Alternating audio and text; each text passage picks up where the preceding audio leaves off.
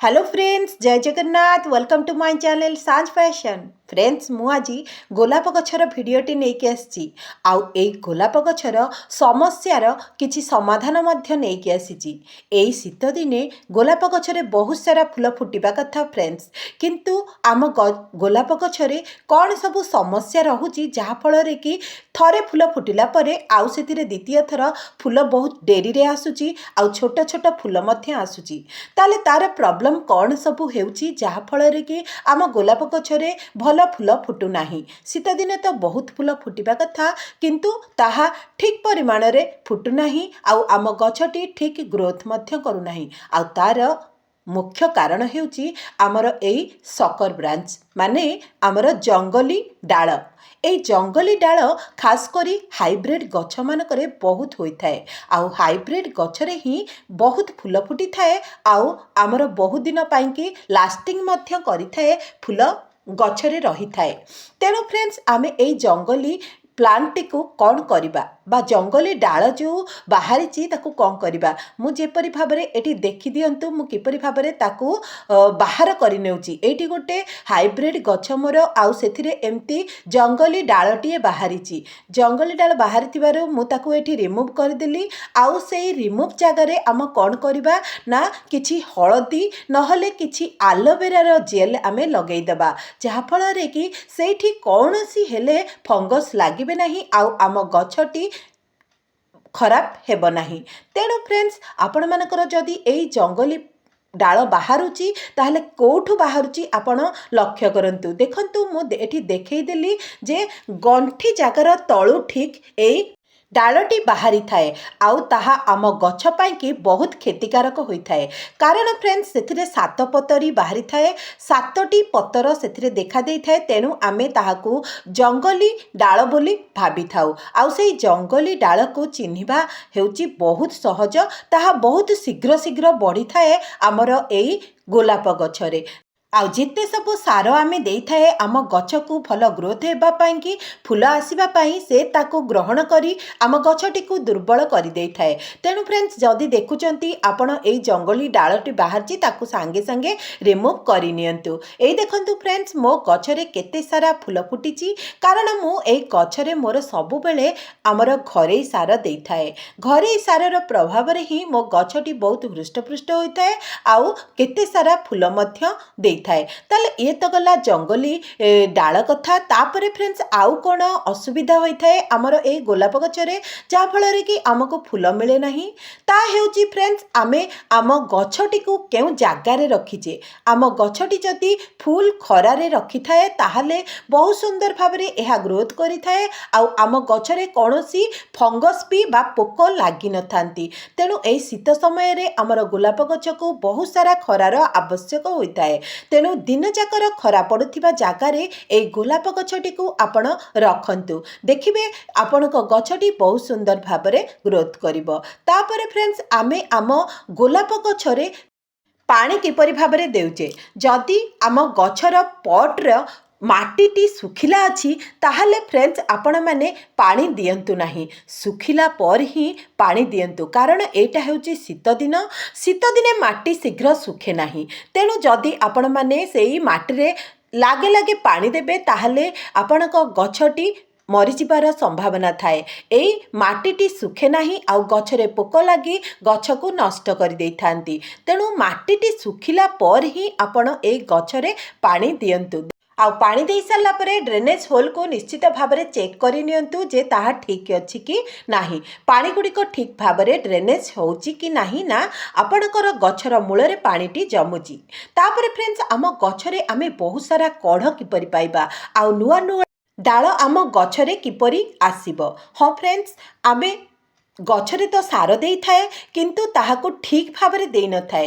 ଯଦି ଠିକ୍ ଭାବରେ ଆମେ ଆମ ଗଛକୁ ସାରଟି ଦେବା ତାହେଲେ ଆମ ଗଛରେ ନୂଆ ନୂଆ ଡାଳ ଆସିବା ସହିତ ବହୁତ ବଡ଼ ବଡ଼ ଫୁଲ ମଧ୍ୟ ଫୁଟିବ। ତାହେଲେ ସେଇ ପ୍ରୋସେସଟି ମୁଁ ଆପଣମାନଙ୍କୁ ଏବେ ଦେଖେଇଦେବି।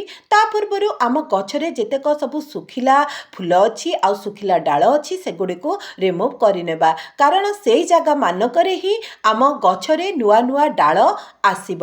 ଯେଉଁ ଗଛରେ ସାଧାରଣତଃ पत्र सुखी थाए फ्रेंड्स किंतु बहुत परिमाण रे सुखिले ताहा आमर बहुत पानी किंबा कम पानी जोगु ही सुखी थाए किंतु जदि नॉर्मली एमती गोटे जोड़े पत्र आपणक गछरे सुखुची ताहले कौनसी चिंता नहीं से गुडी को एपरी रिमूव करि नियंतु आउ सेही जागा मान करू आउ नुआ नुआ डाल मध्य बाहरिबो जदि आपण माने एपरी न करिवे ताहले गछरे आपणकर ग्रोथ हेबो नाही ताहले फ्रेंड्स मु सेही सारटी को देबा पूर्वरु मोर माटीटी को खुर्सई दउची कारण एथिरे वायु चलाचल भलरे हेले खाद्य प्रस्तुत भलरे हेबो आउ आमे जो सारटी आम गोलाप गछरे देबा ताहा ठीक भाबरे से ग्रहण करी खाद्य प्रस्तुति करिबो आउ खाद्य प्रस्तुति कले निश्चित भाबरे आम गछटी भल भाबरे ग्रोथ हेबो बा गहलिया हेबो सेथिरे डाळ नुआ नुआ आसीबो आउ फूल मध्य बहुत मात्रा रे आसीबो तेणु 15 दिन रे थरे लेखा आपण माने आपणकर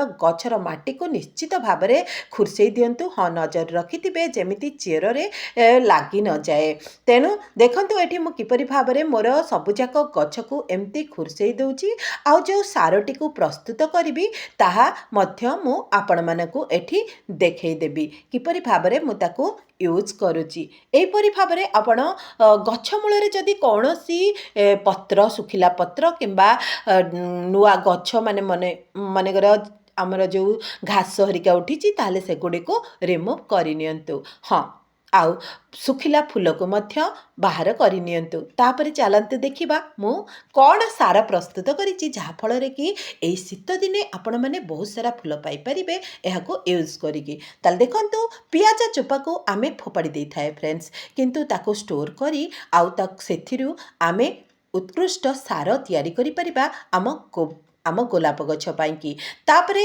आउ एठी नहीं जाइछि मु किछि आलोवेरार डाल रे बहुत मात्रा रे आमर आंटी फंगस रो गुण थाए माने एहा को जदि आमे आम माटी रे देई थाए गोलाप गछर मूल रे देई थाए ताहले सेथिरे जो पोक बा फंगस लागि थांती ताहा त दूर होई थांती आउ आम गछरे नुआ नुआ डाल आसीबा पई मध्य एई आमर आलोवेरा डालटी साहाय्य करि थाए कारण एथिरे रूटिंग हार्मोन रो गुण थाए जहाकु कि आम गछरे नुआ डाल आसीबारे साहाय्य करिथाए आउ आपण मन तो जानिचंती पियाज रे एनपीके रो मात्रा बहुत थाए नाइट्रोजन फॉस्फोरस पोटासियम मैंगनीज एमती केते प्रकार माइक्रो न्यूट्रिशन थाए जहा फल रे कि आमे जदि एहाको एबे आम गछरे देबा ताहले निश्चित भाबरे नुआ डाल आसीबो आउ बड़ बड़ फूल मध्य आसीबो आपणकर गछरे हाँ फ्रेंड्स आपण माने एहाको 15 दिन रे थरे लेखा कंटिन्यू दियंतु देखिबे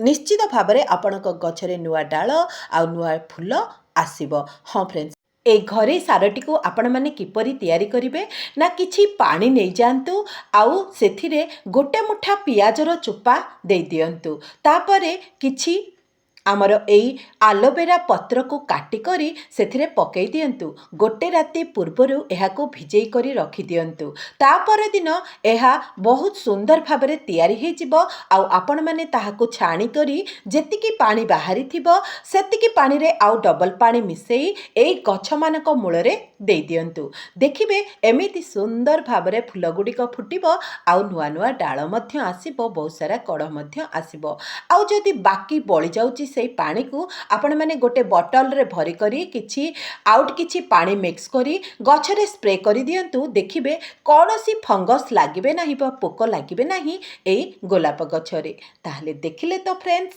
मोर एई वीडियो रे मु आपण मानको किपरि भाबरे सिखै देली जे आमे आम घरे जिंस को यूज करी आम गछरु बड़ बड़ फूल पाई परिबा आउ अधिक मात्रा रे फूल मध्य पाई परिबा आम गछ को पोक दाउरु रक्षा मध्य करि परिबा ताले वीडियोटी जदि भल लागिथिबो निश्चित गोटे लाइक करदेबे कमेंट करदेबे ताले रहुची पुन देखा हबो जय जगन्नाथ।